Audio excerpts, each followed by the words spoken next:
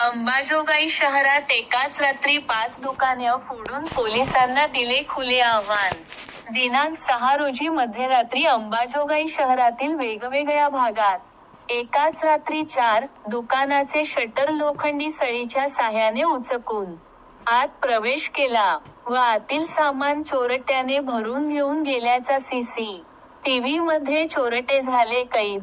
त्यापैकी एक दुकान अंबाजोगाई नगर परिषदेसमोरील असलेल्या मुख्य रस्त्यावरील पॅराडाईज वाईन शॉप, प्रशांत नगरमधील डॉक्टर तट यांचा दाताचा दवाखाना, बनाळे यांचे विशाल किराणा दुकान तसेच कलावती हॉस्पिटलखालील मेडिकल स्टोअर अशी 4 ठिकाणे या चोरट्यांनी लक्ष्य केले.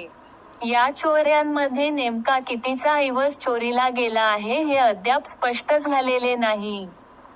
पॅराडाईज वाईन शॉपमध्ये स्कॉर्पिओ गाडीतून आलेल्या 3 चोरट्यांनी चोरी केली असल्याचे प्राथमिक सीसीटीव्ही फुटेजमधून समोर आले आहे.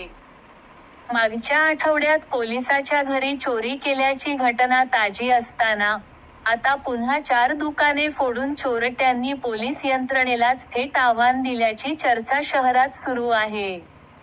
अंबाजोगाई शहरात झालेल्या चोरीमुळे पोलिसांच्या कारकिर्दीवर प्रश्नचिन्ह निर्माण झाले. गस्तीसाठी पोलिसांची गाडी रात्री फिरते, परंतु इतक्या वर्दळीच्या भागात सलग 4 ठिकाणी चोरी होत असताना गस्त पथक काय करत होते, असा संतप्त सवाल नागरिक करत आहेत.